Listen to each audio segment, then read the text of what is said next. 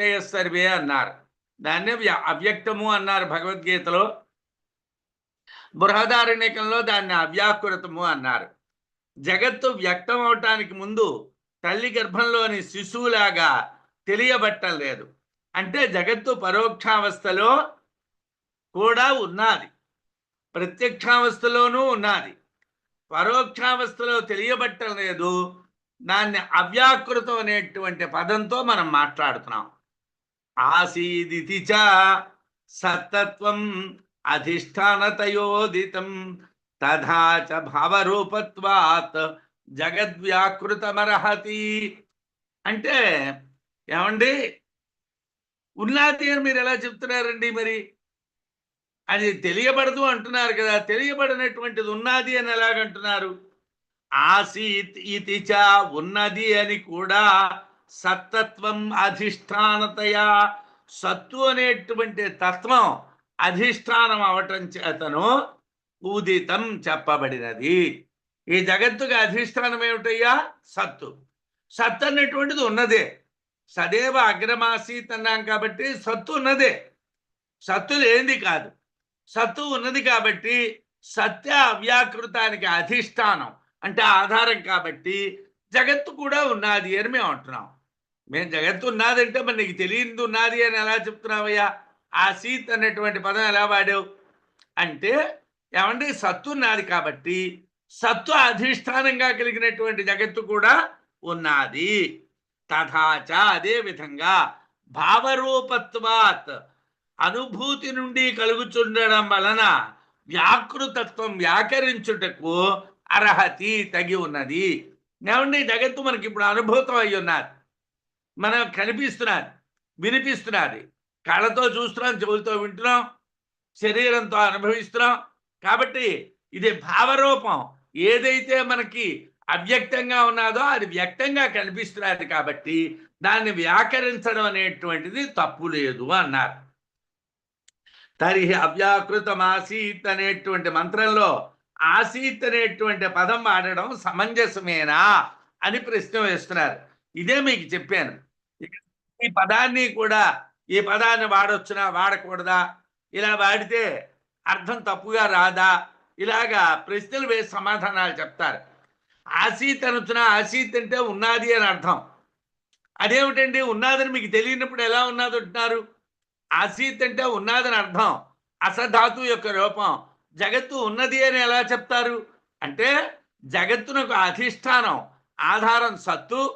సదేవ అగ్రమాసీత్ అని చాందోగ్యంలో సత్తే ముందు ఉన్నది అని అన్నారు కాబట్టి సత్తు అధిష్టానంగా కలిగినటువంటి జగత్తు కూడా ఉన్నది. సత్తు ఉన్నది కాబట్టి సత్తుగా అధిష్టానమైనటువంటి, సత్తు అధిష్టానమైనటువంటి జగత్తు కూడా ఉన్నది. బాగుంది, అలా చెప్పడం తప్పు కాదు. అయితే సత్తుకు రూపం లేదు. రూపం లేని సత్తు అనుభూతి చేతనే గోచరిస్తుంది. కాబట్టి ఆ సత్తు ఆధారంగా ఏర్పడ్డటువంటి జగత్తును నామరూపాలతో మనం వ్యాకరించాలి. ఎందుకంటే సత్తుకి రూపం లేదు. సత్తు నాది అంటున్నాం కానీ ఆ సత్తు ఎలా ఉన్నది అన్నది ఎవరికి తెలియదు, ఏం తెలియదు, మనం ఏం చూడలేదు సత్తుని. కాబట్టి సత్తుని మనం వ్యాకరించాలి. దాన్ని మన నామరూపాలతో వ్యాకరిస్తేనే తెలుస్తుంది. రజ్జు యథార్థం, సర్ప భావనకు అధిష్టానం. పాము అని అనుకోవడానికి తాడు అన్నది ఉన్నది.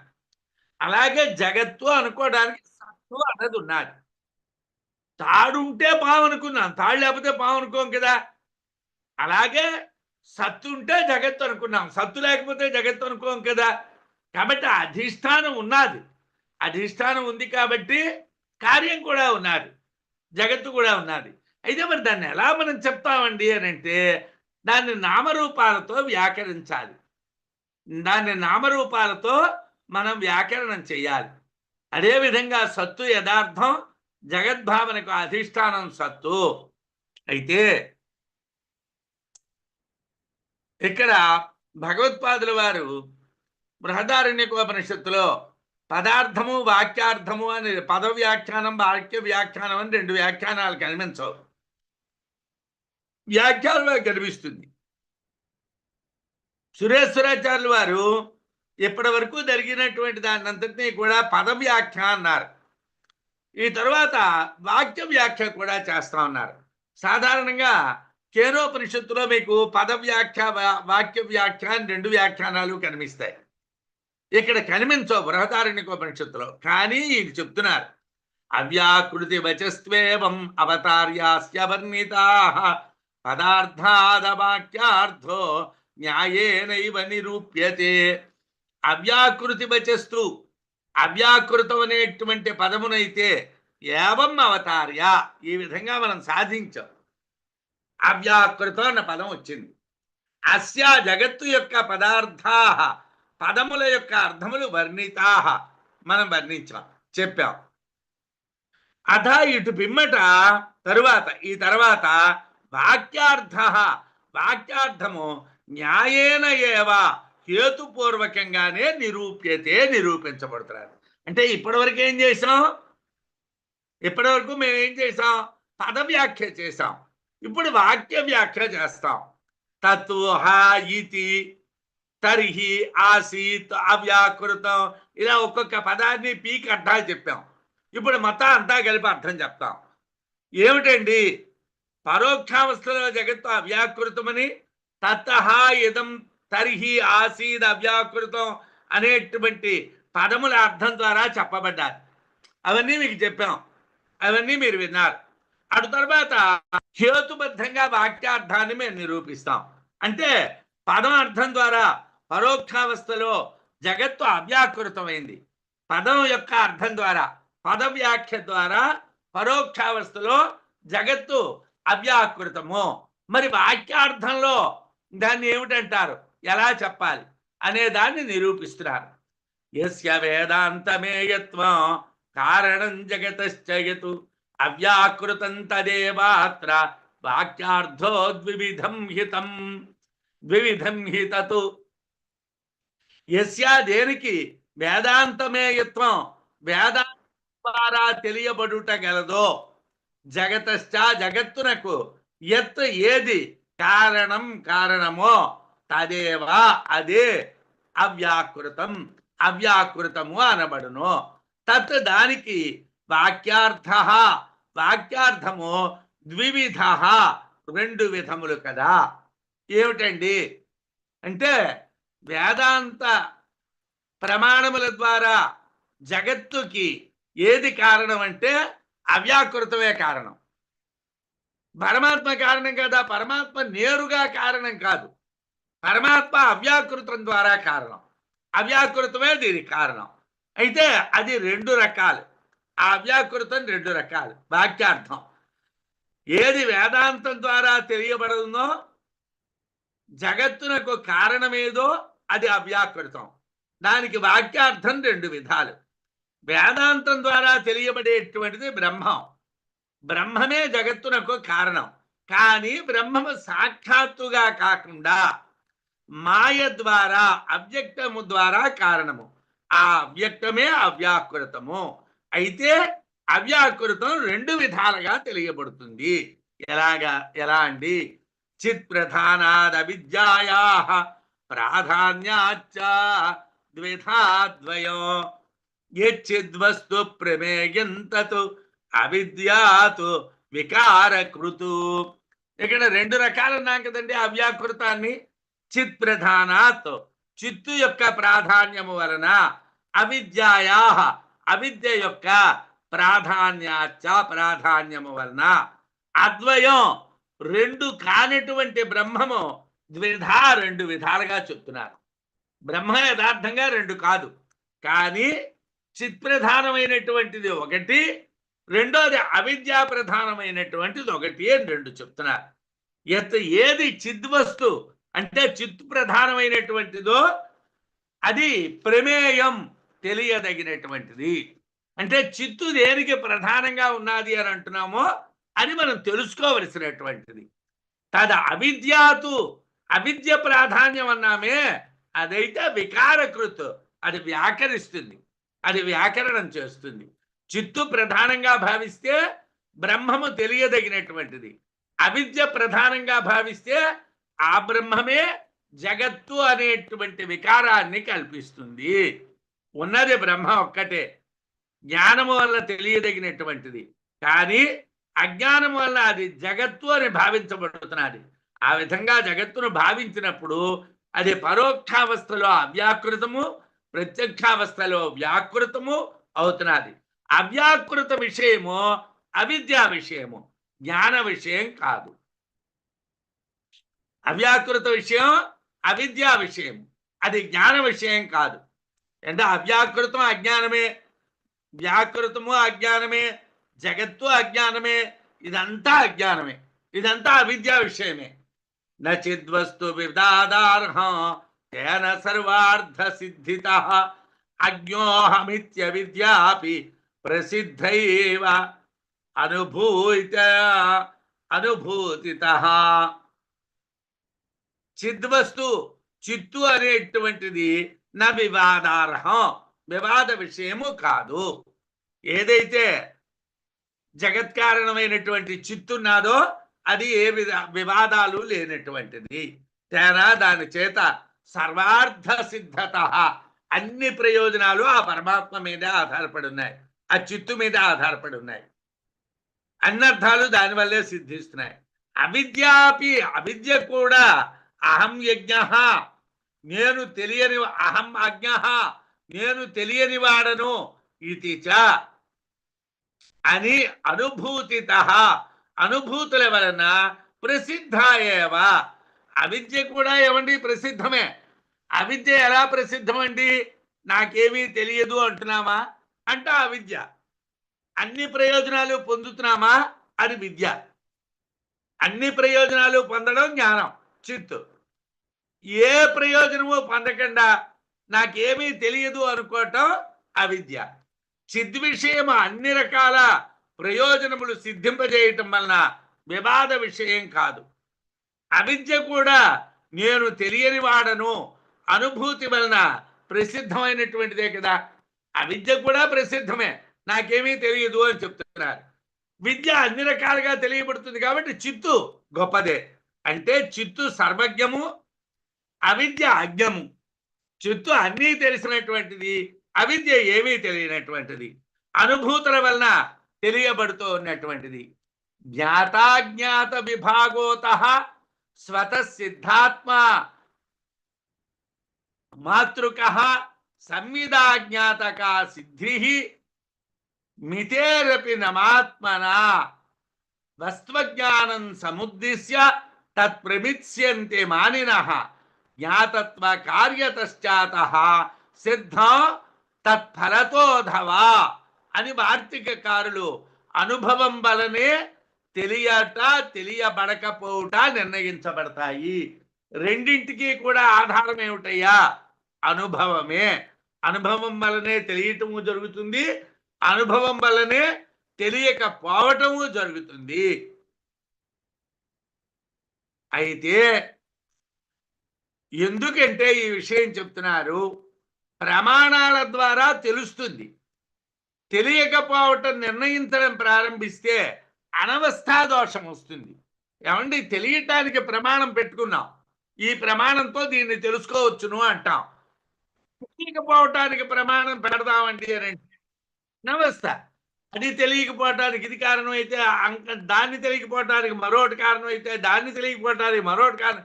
మొత్తం మీద అజ్ఞానానికి మనం ప్రమాణాలు పెడతామంటే అది అనవస్థా దోషం వస్తుంది. కాబట్టి అజ్ఞానానికి ప్రమాణాలు పెట్టకూడదు. నా సదాసీన్నో సదాసీత్తమ ఆసీదితి స్మృతి ఆసీదంతమో భూతమ ప్రజ్ఞాతమితి స్మృతి. చెప్తూ ఉన్నటువంటి మాటలకి ఆధారం చెప్పాలి కదా. వాళ్ళు ఋగ్వేదంలో ఉన్నటువంటి మంత్రాన్ని, ఒక మంత్రాన్ని, అలాగే మనుస్మృతిలో ఉన్నటువంటి ఒక వాక్యాన్ని ఇక్కడ ప్రమాణాలు. నా అసత్ ఆసీత్, అసత్తు కాదు. నా సత్ ఆసీత్, సత్తు కాదు. జగత్తు అసత్తు కాదు, సత్తు కాదు. తమ ఆసీత్, అంధముగా ఉన్నది, కనిపించకుండా ఉన్నది.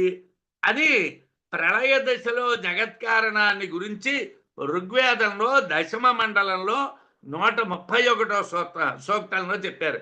దీన్ని నాసదీయ సూక్తము అంటారు.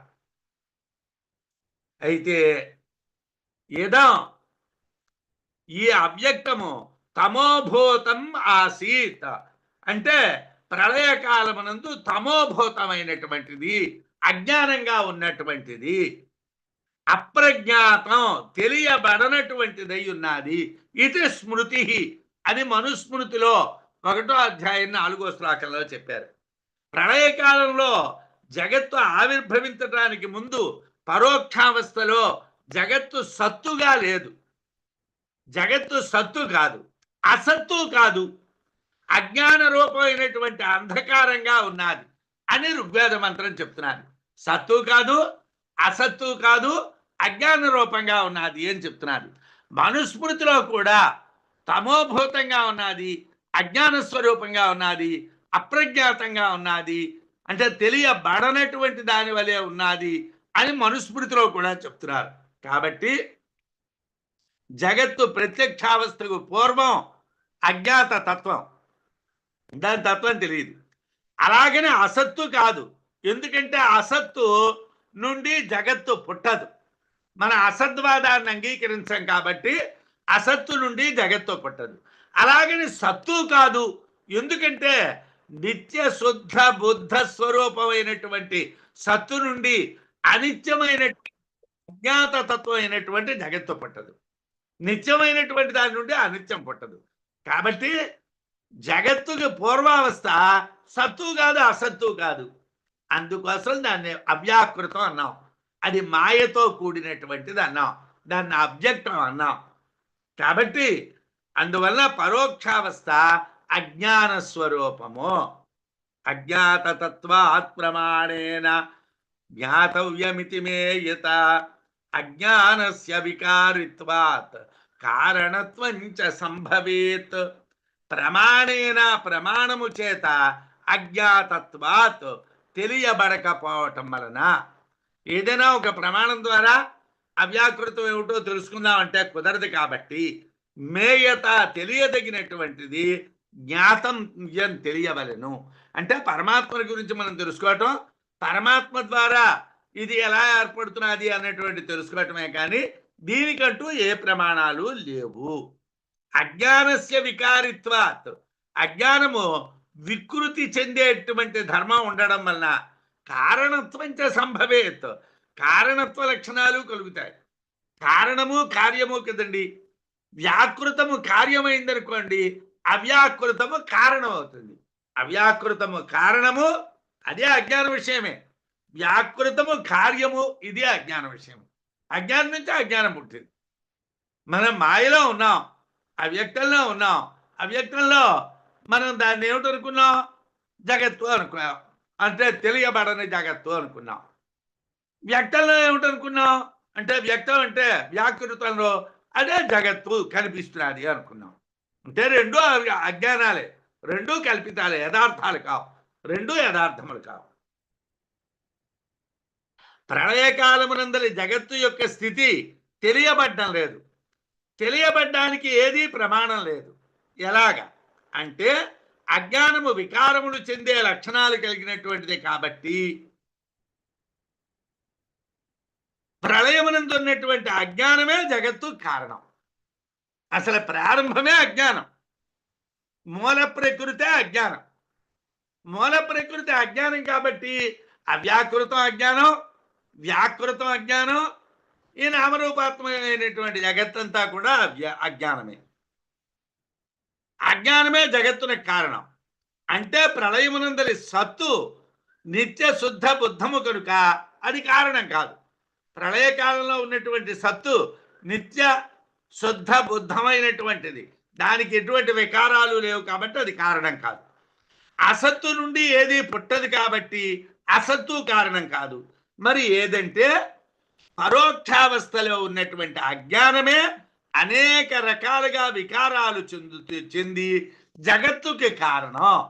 అంటే అజ్ఞానమే అనేక రకాలైనటువంటి వికారాలు పొంది జగత్తు అన్నటువంటి ఆలోచన కలిగిస్తున్నది. అది ఎప్పుడున్నది? ఆ అజ్ఞానం పరోక్షావస్థలోనే ఉన్నది, అవ్యాకృతంలోనే అజ్ఞానం ఉన్నది. ఆ అజ్ఞానం కంటిన్యూ అయింది. ఆసీదితి ఆసీదిదంతమోభూతం అప్రజ్ఞాతమలక్షణం అప్రతర్క్యమవిజ్ఞేయం ఇత్యేతత్ స్వానుభూతితః. పరోక్ష అనుభూతి మాత్ర గమ్యమైనటువంటిది. అనుభూతి ఉంటేనే తెలుస్తుంది. ఎందుకంటే అది తెలియబట్టం లేదు. అనుమానాది ప్రమాణాలకు లొంగదు. సాధక బాధకాది తర్కవాక్యాల చేత అది తెలియబడదు. శిష్టులకు కూడా ప్రమాణబద్ధంగా చెప్పడానికి వీలు కాదు. మేము చాలా చదువుకున్నాం అనుకున్నటువంటి వాళ్ళు కూడా అవ్యాకృతం ఇలా ఉంటుంది అని చెప్పలేరు. కాబట్టి అజ్ఞాన స్వరూపం అవటం వలన అనుభూతి చేత మాత్రమే తెలియబడుతుంది. స్వానుభూత్యైవ సంసిద్ధే నాజ్ఞాత అని వార్తికం, మరో వార్తికం. ఇప్పుడు ఆ వార్తికం చెప్పుకుంటున్నాం. మరో వార్తికంలో ఏమిటన్నారంటే స్వానుభూత్యైవ సంసిద్ధే నాజ్ఞాత. వార్తికంలో అనుభూతి చేతనే తెలియబడుచున్నది అని చెప్పటం చేత జగత్ అనేటువంటిది అజ్ఞాన అనుభూతి మాత్రమే. జగత్తు అనేటువంటిది అజ్ఞానము అనేటువంటి ఒక అనుభూతి మాత్రమే. మాయాంతో ప్రకృతిం విద్యాన్ ఈశో మాయీతి శృతి దైవీక్యేషా గుణమయీ మమ మాయేతి చ స్మృతి. నేనేదో మాట్లాడుతున్నాను కాదయ్యా అని ఐత్రేయోపనిషత్తులో ఒక మంత్రాన్ని, అలాగే శ్వేతాశ్వతరోపనిషత్తులో ఒక మంత్రాన్ని, అలాగే భగవద్గీతలో ఒక వాక్యాన్ని తీసుకొని మనకి చెప్తున్నారు. ఏమిటండి? ప్రకృతి, మూల ప్రకృతి మాయాంతు విద్యాత్, మాయగా తెలియండి. ప్రకృతి అంటే మూల ప్రకృతిని మాయాంతు విద్యాత్, మాయగా తెలియండి. ఈశః ఈశ్వరుడు మాయీతి, మాయ కలవాడు అని శృతి, శృతుల యందు చెప్పబడ్డారు. శృతుల్లో ఏమిటి చెప్పారండి అంటే, శృతుల్లో చెప్పినటువంటిది ఏమిటి? మూల ప్రకృతి అనేటువంటిది మాయ, ఈశ్వరుడు అనేటువంటి వాడు మాయ కలవాడు అని చెప్పారు. ఇది ఎక్కడ చెప్పారు? శ్వేతాశ్వతరోపనిషత్తులో చెప్పారు. ఏషా గుణమయీ, ఈ సగుణమైనటువంటి మాయ మమ మాయా దురత్యయ అని కృష్ణ పరమాత్మ అన్నాడు భగవద్గీతలో. నా మాయ అన్నాడు. అంటే దివ్యమైనటువంటి గుణం మాయా అని కృష్ణ పరమాత్మ కూడా చెప్పాడు. ఇది స్మృతి, భారతంలో వాక్యం కాబట్టి దాన్ని స్మృతి అంటారు. ముందు చెప్పినటువంటి శృతి అంటారు, దీన్ని స్మృతి అంటారు. అయితే ఈశ్వరుడు మాయకు అధిపతి అని శ్వేతాశ్వతరం చెప్తున్నారు. ఈ సగుణ లక్షణ మాయ నా గుణమే, దివ్యమైనటువంటి మాయ అని కృష్ణుడు అన్నాడు. ఈ రెండు మాటల చేత ఏం జరుగుతున్నదండి? అవ్యాకృతం మాయ అంటే శ్వేతాశ్వతరోపనిషత్తులో పరమేశ్వరుని యొక్క లక్షణం ఏమిటంటే మాయ కలవాడు. మూల ప్రకృతి మాయ, అది కలవాడు పరమాత్మ అన్నారు శ్వేతాశ్వతరంలో. భగవద్గీతలో కూడా పరమాత్మ నా మాయ అన్నాడు. అంటే పరమాత్మకి సంబంధించినటువంటి మాయే ఈ జగత్తుని నడిపిస్తున్నది. అంటే అవ్యాకృతం ఏమిటి? మాయ. అవ్యాకృతం మాయ అన్నమాట. ఇది అవ్యాకృత వాక్యార్థో న్యాయేన సునిరూపితః అథ వ్యాకృత వాక్యార్థః క్రమాత్ ప్రాప్తో నిరూప్యతే. మనం ఇప్పటి వరకు ఎక్కడికి వచ్చావురా అంటే అవ్యాకృతం అంటే ఏమిటో తెలిసింది, మాయా అని తెలిసింది, అవ్యక్తం అని తెలిసింది. ఇంకా వ్యాకృతం ఏమిటండి? తన్నామరూపాభ్యాం వ్యాక్రియత అని బృహదారణ్యకంలో మంత్రం ఉన్నది కదండి. మరి వ్యాకృతం అంటే ఏమిటండి అని చెప్తామండి, అది కూడా చెప్తామండి. ఇది ఇంతకు ముందు చెప్పినటువంటి విధంగా అని అవ్యాకృత వాక్యార్థ, అవ్యాకృతమునకు వాక్యార్థము న్యాయేన హేతుబద్ధంగా సునిరూపిత, బాగుగా మేము నిరూపణ చేశాం. ఇంకా అథానంతరం క్రమాత్ ప్రాప్త అంటే వ్యాకృతం నుండి ఏర్పడినటువంటి అవ్యాకృతం నుండి ఏర్పడినటువంటి వ్యాకృత వాక్యార్థం. అంటే ఇప్పుడు ఎలా ఉంటుందంటే, ఏమండి మన్నున్నాదండి, మన్ను నుండి కొండ ఏర్పడ్డాదండి. మన్ను ఉన్నది అని చెప్తే కొండ ఏర్పడుతుంది. మన్ను లేకుండా కొండ రాదు కదా. మేము అవ్యాకృతము అనేటువంటి దాన్ని చెప్పాం. అవ్యాకృతము నుండి ఇప్పుడేమిటి వస్తుంది? వ్యాకృత వాక్యార్థ. వ్యాకృతము యొక్క వాక్యార్థాన్ని నిరూప్యతే, మేము నిరూపిస్తున్నాం. అంటే మీకు మొదట మేము చెప్పింది అవ్యాకృతం, అది మాయ, అది చెప్పడం కష్టం, ఇది చెప్పడం సులభం.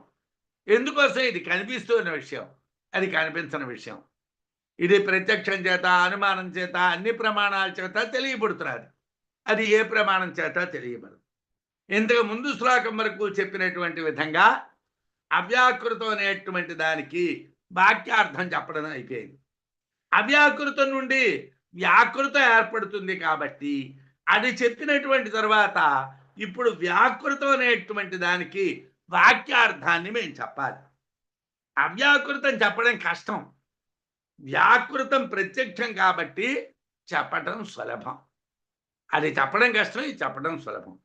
వ్యాకృతం వివిధం దేహ సృష్టి జీవ ప్రవేశనం దేహాది విషయత్వేన ప్రవేశ పూర్వముచ్యతే. ఏమండి వ్యాకృతం ఎలా ఉంటుందండి? వ్యాకృత లక్షణం ఏమిటండి? అది 2 రకాలండి వ్యాకృతం. ఏమిటండి వ్యాకృతం అంటే? శరీరాదుల యొక్క సృష్టి, దాంట్లో జీవుడు ప్రవేశించడం, ఇవి 2. అంటే ఆ మంత్రాలు కూడా ఎలా ఉంటాయంటే, తన్నామరూపాభ్యాం వ్యాక్రియత సయేషయ ప్రవిష్ట అని మంత్రాలు ఉంటాయి. బృహదారణ్యకంలో మంత్రాలు ఎలా ఉంటాయంటే, ముందు వ్యాకృతాన్ని చెప్తాడు, ఆ వ్యాకృతంలో పరమాత్మ ప్రవేశించాడు అని చెప్తాడు. ఏమయ్యా, ఇది 2 రకాలు. వ్యాకృతం వివిధం. వ్యాకృతం అనేటువంటిది 2 విధాలు. దేహ సృష్టి, శరీరాలను సృష్టి చేయటం, నామరూపాత్మకమైనటువంటి శరీరాల సృష్టి చేయడం. జీవ ప్రవేశనం, రెండోది జీవుడు ఆ దేహాల్లో ప్రవేశించడం. ఈ 2. దేహాది అంటే భిన్న భిన్న శరీరము విషయత్వేన, విషయం అవటం చేతను, ప్రవేశాత్ పూర్వం అంటే జీవుడు ప్రవేశించడానికి ముందే ఉచ్యతే చెప్పబడుచున్నది. ముందు ప్రవేశ శృతి చెప్తారా, ముందు వ్యాకృతి సృష్టి చెప్తారా అంటే ముందు వ్యాకరణమే చెప్తామయ్యా. వ్యాకరణం అంటే గ్రామర్ కాదు. వేదాంతంలో వ్యాకరణము అంటే గ్రామర్ కాదు. గ్రామర్ వేరు, వ్యాకరణము వేరు. వ్యాకరణం అన్నటువంటి పదం ఇక్కడ ఏమిటంటే వేరు వేరు చేయుట అనేటువంటి అర్థంలో వాడతారు. ఆ అర్థంలోనే మనం ఇప్పుడు చెప్తున్నాం. ఏమిటండి? వ్యాకృతం 2 రకాలు. శరీరములు పుట్టించుట, జీవుడు ప్రవేశించుట. వ్యాకృతం ఎన్ని రకాలండి అని అంటే, శరీరాలు పుట్టించడం అనేటువంటిది ఒకటి, తర్వాత రెండోది ఏమిటంటే జీవుడు ప్రవేశించడం అనేటువంటిది ఒకటి. అయితే శరీరాలు ఏర్పడిన తర్వాత జీవుడు ప్రవేశిస్తాడు కాబట్టి ప్రవేశ శృతి కన్నా ముందు వ్యాక్రియ సంబంధమైనటువంటి శృతినే చెప్తాం. అంటే వ్యాక్రియత అనేటువంటి సృష్టిని ముందు చెప్తాం, ప్రవిష్ట అన్నటువంటి శృతిని తర్వాత చెప్తాం. ఎందుకండి అని అంటే ప్రవేశించడానికి ఒక వస్తువు ఉండాలి కదా. ముందు దేహాలను ఏర్పాటు చేస్తే ఆ దేహాల్లో ప్రవేశించవచ్చును. కాబట్టి అవ్యాకృతం యత్ పూర్వోక్తం అరూపకమనామకం తదిదన్నామ రూపాభ్యాం ఏవ వ్యాక్రియతే స్వయం. యత్ పూర్వోక్తం, ఏ ఇంతకు ముందు చెప్పబడినటువంటిదో అవ్యాకృతం, ఆ అవ్యాకృతము, మేము ఇంతకు ముందు అవ్యాకృతాన్ని గురించి చాలా ఎక్కువ చెప్పాం కదయ్యా. ఆ వ్యాకృతము అరూపం, రూపము లేనటువంటిది, అనామకం, పేరు లేనటువంటిది. తదిదం, ఆ అవ్యాకృతము స్వయం తనంతట తానుగానే నామరూపాభ్యాం నామరూపాభ్యాం నామరూపముల చేత వ్యాక్రియతే వ్యాకరించబడుచున్నది. ఇక్కడ పెద్ద సమస్య ఏమిటండి? అక్కడ మంత్రంలోని తన నామరూపాభ్యాం వ్యాక్రియత అన్నారు. ఇక్కడ దాన్ని కొద్దిగా మనకు అర్థమయ్యేటట్టు చెప్పాలి కాబట్టి స్వయంగా వ్యాకరించబడినది అని చెప్పారు. అంటే అవ్యాకృతం తనంతట తానుగానే వ్యాకృతమైంది. అవ్యాకృతం వ్యాకృతం అవడానికి ఎవడూ కారణం కాదు. ఏ రకమైనటువంటి ప్రక్రియ నడవలేదు. తనంతట తానుగానే అవ్యాకృతం వ్యాకృతమైంది. అది ఎలాగండి? ఇంతకు ముందు చెప్పినటువంటి వ్యాకృతానికి రూపం లేదు, నామం లేదు, పేరు లేదు, రూపం లేదు. ఆ అవ్యాకృతం తానే నామరూపములు కలిగినటువంటి వ్యాకృతంగా వ్యాకరించబడింది. తన్ని తానే వ్యాకరించుకున్నది. ఇక్కడ బృహదారణ్యకంలో తన్నామరూపాభ్యాం ఏవ వ్యాక్రియత అని మంత్రం. తన్నామరూపాభ్యాం వ్యాక్రియత అంటే నామరూపముల చేతను ఆ అవ్యాకృతము వ్యాకరించబడెను. అవ్యాకృత జగత్తు నామరూపములుగా వ్యాకరణమాయను అని అర్థం. వ్యాకరణమాయను, వ్యాకరించబడెను అని చెప్పకూడదు. బడెను అంటే కర్మణి ప్రయోగం, అంటే మరో కర్త ఉండాలి. ఇక్కడ కర్త ఎవడు లేడు. వ్యాకరణమాయను, వ్యాక్రియత, వ్యాకృతము తనంతట తానుగా వ్యాకృతం అవటాన్ని, అవ్యాకృతం తనంతట తానుగా వ్యాకృతం అవటాన్ని వ్యాక్రియత అనేటువంటి క్రియతో చెప్పారు. అవ్యాకృతం తనంతట తానుగా వ్యాకరించబడ్డాన్ని ఇక్కడ ఎలా చెప్పారంటే వ్యాక్రియత అనేటువంటి ధాతువుతో చెప్పారు. కర్తరి ప్రయోగం అంటారు. కర్మకర్తరి ప్రయోగం అంటే కట్టెలు విరుగుచున్నవి అన్నాం. కర్రలు విరుగుతాయండి? విరవాలా, విరుగుతాయా? ఎవరైనా కర్రలు విరిస్తే కర్రలు ముక్కలవుతాయా? కర్రలు వాటంతట అవే విరుగుతాయా? కట్టెలు విరుగుచున్నవి అంటే ఎలా ఉంటుందో అలాగా అవ్యాకృతము వ్యాకృతము ఆయను, అవ్యాకృతము వ్యాకృతము ఆయను అన్న ప్రయోగం చేశారు. అంటే కర్రలు వాటంతట అవి విరుగుతున్నది అని అర్థం.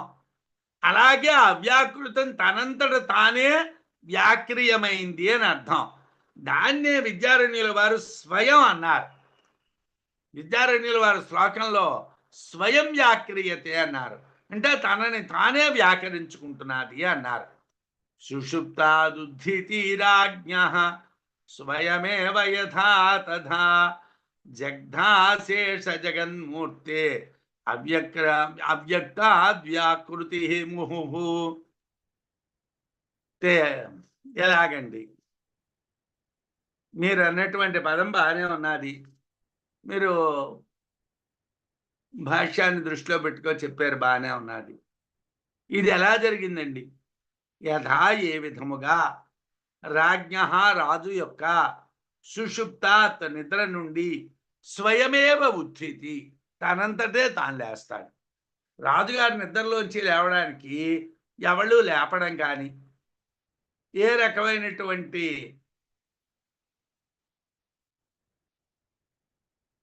ఇబ్బందుల వల్ల కానీ కాదు. సాధారణంగా మహారాజులు నిద్రపోయేటువంటి ప్రదేశం చాలా ఏకాంతంగా ఉంటుంది, చాలా సుఖవంతంగా ఉంటుంది. కాబట్టి ఆయన ఎప్పుడు నిద్రలోంచి లేవాలనుకుంటే అప్పుడు లేస్తాడు. అలాగే యథా ఏ విధముగా రాజ్ఞ రాజు యొక్క సుషుప్తాత్ నిద్ర నుండి స్వయమేవ ఉత్థితి తనంతట తానుగానే లేవడం అనేటటువంటిది ఉన్నాదో, అంటే వాడంతట వాడు లేవడమే జరుగుతున్నాదో, తదా అదే విధంగా జగ్ధాశేష జగన్మూర్తే అంతటా నిండినటువంటి జగద్రూపమును కప్పివేసినటువంటి, అంతటా నిండినటువంటి జగత్తు యొక్క ఆకారాన్ని కప్పేసింది. ఏది కప్పేసింది? అవ్యక్తం, అవ్యాకృతం. జగ్ధాశేష జగన్మూర్తే అవ్యక్తాద్ వ్యాకృతిర్ముహు. అలాగ కప్పివేసినటువంటిది ఏదంటే జగత్తునంతటినీ కప్పివేసినటువంటిది మాయ. అది అవ్యక్తం. ఆ అవ్యక్తాత్ అవ్యక్తము నుండి ముహుహు మాటి మాటికి వ్యాకృతి వ్యాకరించబడడం జరిగింది. అవ్యక్తము అంటే అవ్యాకృతి, అవ్యక్తము అంటే అవిద్య వలన కలిగినటువంటిది. దాని దాని చేత అంతా కప్పబడి ఉన్నారు. జగత్తంతా అవిద్యతో కప్పేసి ఉన్నారు. కప్పేసి ఉన్నది కాబట్టి దాని నుండి వ్యాకరణం జరగాలి, అంటే బయటపడాలి. వ్యాకరింపబడ్డం అంటే అవి నామరూపాలతో తెలియబడ్డం జరగాలి. అవ్యాకృత జగత్తు స్వయముగా వ్యాకృతమైనటువంటిది. అవ్యాకృత జగత్తు స్వయంగా వ్యాకృతమైనటువంటిది, తనంతట తానుగా వ్యాకృతమైనటువంటిది. రాజు తనంతట తాను నిద్ర నుండి లేచినట్లు జరిగినటువంటిది. రాజు తనంతట తానుగా ఎలాగైతే నిద్ర నుంచి లేస్తాడో అలా జరిగినటువంటిది. అవ్యాకృతము అంటే మాయచే జగత్తు కప్పివేయబడింది. అవ్యాకృతం అనేసరికల్లా మాయ. ఆ మాయ చేత జగత్తు కప్పివేయబడింది. అవ్యాకృతం చేత జగత్తంతా కప్పేసి ఉన్నది. తనంతట తానే జగత్తు వ్యక్తమైంది. ఇక్కడ కూడా తనంతట తానుగానే వ్యక్తమైంది. యథార్థముగా కారణము వేరుగా కార్యము వేరుగా ఉండాలి.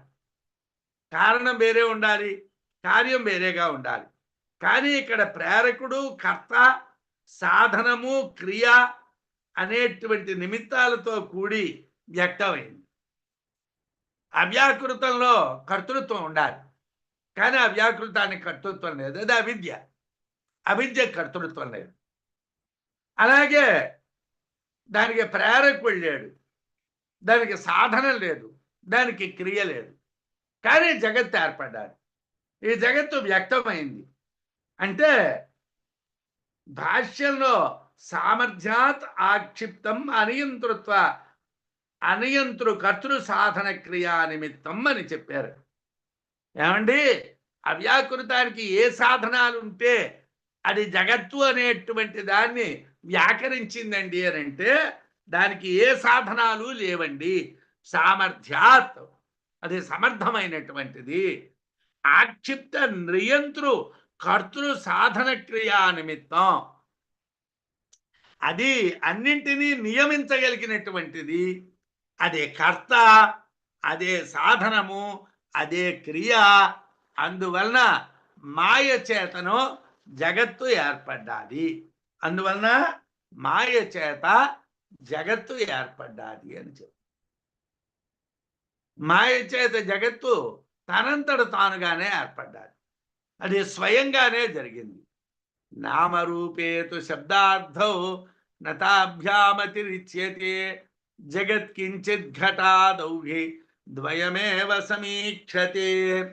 ఏమండి, నామరూపేతు, నామరూపములు రెండును శబ్దార్థం, శబ్దము అర్థముగా తెలియాలి.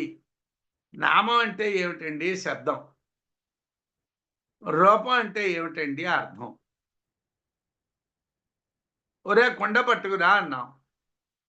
కుండ అన్నటువంటిది మనం చెప్పినటువంటి శబ్దం. వాడు కుండ పట్టుకురా అని అంటే కుండ అని రాసి పట్టుకురావడం కాదు. లేకపోతే కకార ఉకారములు కు,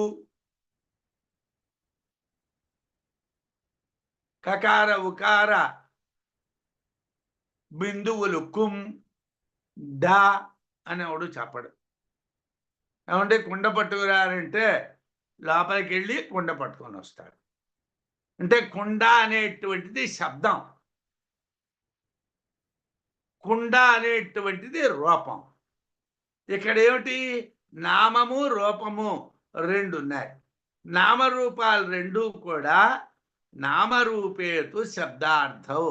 నామము అన్నటువంటి శబ్దము, రూపము అన్నటువంటిది అర్థము, ఇవి రెండు ఉన్నాయి.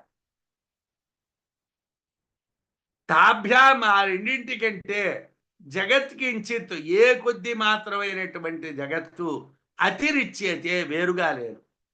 ఆ రెండింటికంటే వేరేగా జగత్తు అన్నటువంటిది ఏదీ లేదు. ఘటాదౌ, కొండలు మొదలైనటువంటి వాటి యందు ద్వయమేవ శబ్దార్థములే సమీక్షేతేహి దర్శించబడుతున్నాయి కదా. అంటే కొండ అనేసరికల్లా పేరు తెలిసింది, వస్తువు తెలిసింది, ఆ రెండే కనిపిస్తున్నాయి కదా. నామరూపాలు రెండు శబ్దము అర్థము అని అంటాం. నామాన్ని శబ్దం అంటాం, రూపాన్ని అర్థం అంటాం. వాటికంటే వేరుగా జగత్తు లేదు. నామరూపాల కన్నా వేరేగా జగత్తు లేదు. తాను నామరూపాభ్యాం వ్యాక్రియత అంటే ఏమండి, నామరూపాలే చెప్పారు, గుణగణాలు చెప్పలేదు, లేకపోతే రంగులు చెప్పలేదు. అవన్నీ విశేషాలు. రూపంలో తెల్లటిది ఉండొచ్చు, నల్లటిది ఉండొచ్చు, ఎర్రటిది ఉండొచ్చు, పచ్చడిది ఉండొచ్చు. పేర్లలో ఏ పేరైనా ఉండొచ్చు. కృష్ణుడు ఉండొచ్చు, రాముడు ఉండొచ్చు, మరో పేరు ఉండొచ్చు, మరో పేరు ఉండొచ్చు. స్త్రీల పేర్లు ఉండొచ్చు, పురుషుల పేర్లు ఉండొచ్చు. లేకపోతే టేకు చెట్టు అవ్వచ్చు, జామి చెట్టు అవ్వచ్చు, మామిడి చెట్టు అవ్వచ్చు, లేకపోతే పులి అవ్వచ్చు, సింహం అవ్వచ్చు, అలాగే తేనెటీగ అవ్వచ్చు, దామ అవ్వచ్చు, ఈగ అవ్వచ్చు. ఒక పేరు అనేటువంటిది అంగీకరించండి, పేరులో అనేకమైనటువంటి విశేషాలు ఉంటాయి. ఓ రూపం అనేటువంటిది అంగీకరించండి, 2 కాళ్ళు ఉన్నటువంటి రూపాలు ఉంటాయి, 4 కాళ్ళు ఉన్న రూపాలు ఉంటాయి, అనేక వర్ణాలతో కూడుకున్నటువంటి రూపాలు ఉంటాయి. కాబట్టి జగత్తంతా రెండే. ఒకటి నామము, 2 రూపం. నామం అంటే ఏమిటయ్యా? శబ్దం. రూపం అంటే ఏమిటయ్యా? కనిపించేది. ఒకటి చక్షురింద్రియ విషయం, ఒకటి శ్రోత్రేంద్రియ విషయం. శ్రోత్రేంద్రియమునకు, చక్షురింద్రియానికి జగత్తు విషయం. అంటే చెవులతో వింటాం, కళ్ళతో చూస్తాం. చెవులు లేకుండా మనం చూడడానికి, వినడానికి అవదు. కళ్ళు లేకుండా చూడడానికి అవదు. జగత్తుని చూడాలి అంటే కళ్ళు ఉండాలి, జగత్తు కనిపిస్తుంది. జగత్తుని వినాలి అంటే చెవులు ఉండాలి, వినిపిస్తుంది. ఘటాదులందు ఆ రెండే కనిపిస్తాయి. అభిధానాకృతిర్నామ సిద్ధేన హ్యాభిధీయతే అభిధేయాకృతిస్తద్వద్రూపత్వమపదిశ్యతే అని వార్తికం. వార్తికారులు ఈ విషయాన్ని స్పష్టంగా చెప్తున్నారు. అభిధాన ఆకృతిర్నామశబ్దేన ఇహ అభిధీయతే. అభిధానము, ఆకృతి అనేటువంటివి నామశబ్దము చేత, రూపశబ్దము చేత చెప్తున్నారు. అభిధానము అంటే పేరు, ఆకృతి అంటే రూపము. అభిధాన ఆకృతి అంటే పేరు, రూపము. నామశబ్దేన, నామం అనేటువంటి పదంతో చెప్తున్నారు. అభిధేయ ఆకృతి, ఆకారము యొక్క అభిధేయం, పేరుని రూపత్వముద్ది ఉపదిశ్యతే, రూపం అంటున్నారు. అంటే చెప్పబడుతూ ఉన్నటువంటి దానికి 2 లక్షణాలు ఉన్నాయి. పేరున్నది, వస్తువు ఉన్నది. పేరుకేమో నామము అన్నాము, రూపానికేమో, వస్తువుకేమో రూపము అన్నాం, నామరూపాలు అన్నాం. నామం అనేటువంటిది శబ్దం అన్నాము, రూపం అనేటువంటిది అర్థం అన్నాం. ఇది ఈ 2 విభాగాల్ని కూడా సురేశ్వరాచార్యుల వారు చూపించారు. ఆ 2 విభాగాల్ని కూడా విద్యారణ్యుల వారు మనకు చెప్పారు. ఆకారము పేరు అభిధానముగా, శబ్దముగా చెప్పబడుతున్నది. ఆకారం యొక్క పేరుని శబ్దం అంటున్నాం. ఆకారం యొక్క రూపాన్ని అర్థం అంటున్నాం. ఆకారం యొక్క రూపాన్ని ఏమిటంటాం? అర్థము అంటాం. ఆకారము యొక్క పేరుని శబ్దము అంటాం. ఏవంద్వాభ్యాం ప్రకారాభ్యాం ఈశో వ్యాకృత జన్మనాం వ్యవహారాయ పర్యాప్తః నతు అవ్యక్తాత్మనా యతః.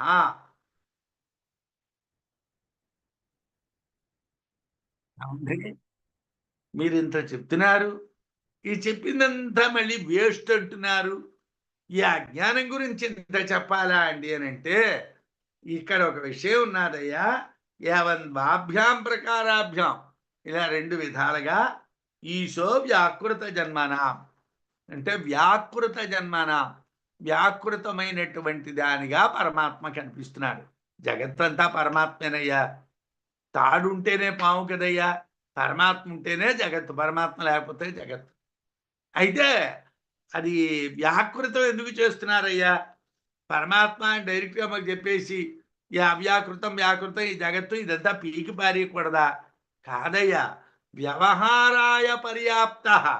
లోకంలో వ్యవహారం అనేటువంటిది ఉంది.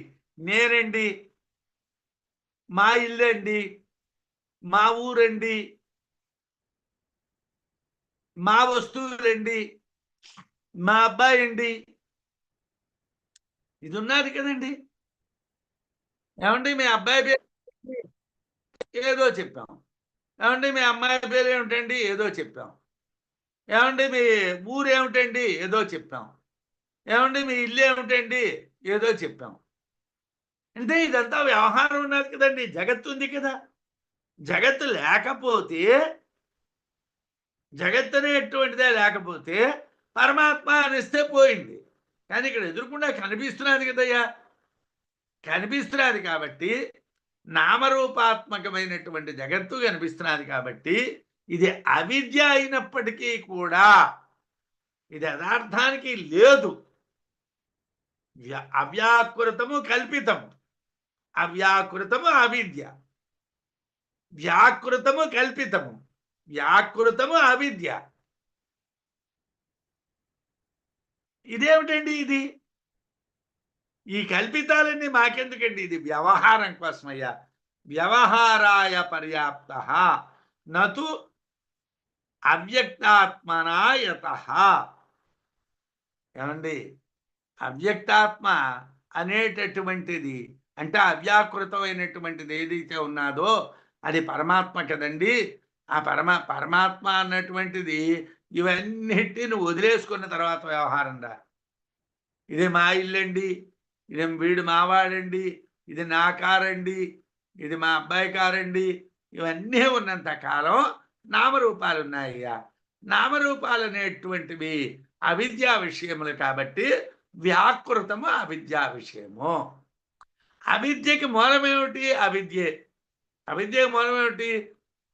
భయానికి మూలమేమిటి? పాము. పాముకి మూలమేమిటి? అవిద్య. పాముకి మూలం అవిద్య, తాడు కాదు. తాడు అనేటువంటిది ఉంది, కానీ ఆ తాడు యందు నీకు అజ్ఞానం చేత పాము అనే భావన కలిగింది. అలాగే అవ్యాకృతం అవిద్య, అవ్యాకృతం వల్ల కలిగిన వ్యాకృతం అవిద్య. పాము అవిద్య, భయము అవిద్య. భయం పోవాలంటే పాము అన్నటువంటిది పోవాలి, పాము అన్నటువంటిది పోవాలంటే నీకు యథార్థం తెలియాలి, జ్ఞానం కావాలి. మొత్తం అవిద్య తుడిచిపెట్టుకుపోతే కానీ నీకు సత్తు అన్నటువంటిది తెలియదు. నీకు సత్తు కావాలంటే మొత్తం అంతా తుడిచిపెట్టుకోపోవాలి, ఆ అవిద్య అంతా తుడిచిపెట్టుకుపోవాలి. ప్రక్రియా నియమో నాత్ర పుంజుత్పత్తి ప్రధానత అత శృతిషు సృష్ట్యాది విగానం బహుధా ఈక్ష్యతే. అయితే ఏమండి, ఈ జగత్తు ఎలా ఆవిర్భవించిందండి? ఏదో ఒక చోట ఏమో నీళ్ల నుండి పుట్టిందంటారు, ఒక చోట ఆకాశం నుండి పుట్టిందంటారు, ఒక చోట అగ్ని నుండి పుట్టిందంటారు. అసలు ఈ జగత్తు ఎలా పుట్టిందండి? పోనీ జగత్తు ఉన్నది అవిద్యే, జగత్తుకు మూలమైనటువంటి అవ్యాకృతము అవ్యక్తము అవిద్యే ఒప్పుకున్నామండి. అసలు ఈ సృష్టి మీరు ఓ రకంగా చెప్పడం లేదు కదండి. ఒక ఉపనిషత్తులో ఆకాశాదు ఆయుర్వాయు హోరగ్ని అగ్నేరాపహ అంటున్నారు. మరో దాంట్లో నీళ్ల నుంచి ఏమండి 3 త్రివృత్కరణం చేతను జగత్తు కలిగింది అన్నారు. అగ్ని, జలము, పృథివీ, ఆ 3 త్రివృత్కరణం జరగడం చేత జగత్తు కలిగింది అన్నారు. బృహదారణ్యకంలో అతన్ని అర్చించుకుంటూ ఉంటే జలాలు పుట్టేయి, ఆ జలాలే అగ్ని అన్నారు. ఇది ఏం గోలండి? మీరు ఒక మాట చెప్పరా? అసలు ఈ జగత్తు ఎలా పుట్టింది అన్నటువంటిది ఒక పద్ధతి పాడు ఏముండదా? మీరు ఏదో ఒకటి నోటంటే మాట్లాడడం మేము ఎండమేనా అంటే కాదయ్యా. అత్ర ఈ వ్యాకృతి విషయమునందు ప్రక్రియా నియమ క్రమ పద్ధతులలో సృజించుట అనే నియమము నా లేదు. అసలు ప్రక్రియ నియమం లేదు. ఎందుకు లేదండి? పుంవ్యుత్పత్తి ప్రధానత. పుంవ్యుత్పత్తి అంటే జ్ఞానము యొక్క ప్రధానత, ప్రాధాన్యం వలన. పుంవ్యుత్పత్తి. పుం అంటే పురుషుడు, పురుషుడు అంటే పరమాత్మ, పరమాత్మ యొక్క వ్యుత్పత్తి అంటే జ్ఞానం. జ్ఞానం ప్రధానం కాబట్టి ఈ అజ్ఞానంలో నువ్వు ఎలా ఏడిస్తే మాకెందుకురా? నువ్వు ఎలా ఏడిస్తే మాకేమిటి? ఏమంటే పప్పు అన్నం ముందు తిని, కూర అన్నం తర్వాత తిని, సాంబారు అన్నం ఆ తర్వాత తిని, ఆ తర్వాత వచ్చింది మజ్జిగ అన్నం తింటే బాగుంటుంది కదండి. మాకు అనవసరం రా, తినరా ఏదో రకంగా. ఎందుకంటే ఇదంతా అజ్ఞానం. జగత్తుకి ఏమిటి ప్రధానం? పుంవ్యుత్పత్తి ప్రధానం, అంటే జ్ఞానం ప్రధానం. జ్ఞానం ప్రధానం కాబట్టి ఇదంతా కూడా అప్రధానం. అప్రధానం అవడం వలన ప్రక్రియ నియమం లేదు. ఎక్కడో జలాల నుండి పుట్టిందనైనా చెప్పొచ్చు, అగ్ని నుండి పుట్టిందనైనా చెప్పొచ్చు, లేకపోతే ఆకాశం నుండి పుట్టిందనైనా చెప్పొచ్చు. ఏ రకంగా చెప్పినా తప్పులేదు. అత అందువలన శృతిషు వేదములందు అంటే ఉపనిషత్తుల యందు సృష్ట్యాది విగానం, సృష్టి విషయమైనటువంటి గీతములు బహుధా అనేక రకములుగా ఈక్ష్యతే దర్శింపబడుచున్నవి. వేదాల్లోని, పురాణాల్లోని, ఇతిహాసాల్లోని, ఉపనిషత్తుల్లోని ఈ జగత్తు ఎలా కలిగిందంటే ఒక పద్ధతి పాడు లేకుండా ఒక్కొక్కడు ఒక్కొక్క రకంగా చెప్తున్నాడు. ఎలాగండి ఇలాగంటే అసలు ప్రక్రియ అన్నటువంటిది లేదయ్యా. క్రమ పద్ధతి లేదు, ప్రక్రియ నియమం లేదు. ఎందుకు లేదంటే జగత్తుకి ప్రధానం ఏమిటంటే పుంవ్యుత్పత్తి, జ్ఞానం ప్రధానం, కానీ ఇవన్నీ ప్రధానం కావు కాబట్టి మాకు వీటితో సంబంధం లేదయ్యా. పురుషుడు ఆత్మ, అతని వ్యుత్పత్తి అంటే జ్ఞానం. జ్ఞానం ప్రధానం అవటం వలన వ్యాకృతమైనటువంటి జగత్తులో ఆకాశాది భూతముల యొక్క పుట్టుగా ప్రక్రియలు క్రమ పద్ధతిలో చెప్పబడవు. అవేవి కూడా ఒక క్రమ పద్ధతిలో చెప్పరు. అందువల్ల వేదాల్లో సృష్టి విషయాలు అనేక విధాలుగా ఉంటాయి. వేదాల్లో సృష్టి విషయాలు చాలా రకాలుగా ఉంటాయి. ప్రక్రియా నియమో నాపి పుంవ్యుత్పత్తి ప్రధానత ప్రతిశ్రుతి విగీత ప్రక్రియాణం సమీక్ష్యతే అని సురేశ్వరాచార్యుల వారి వార్తికం.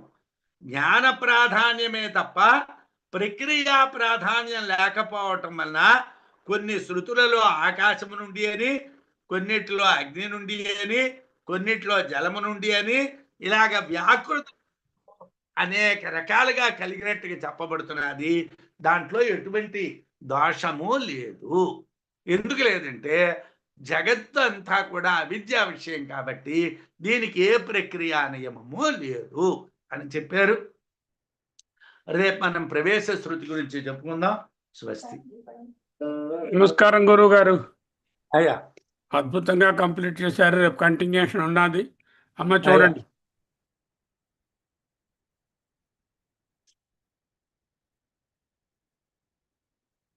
నమస్కారం గురువు గారు.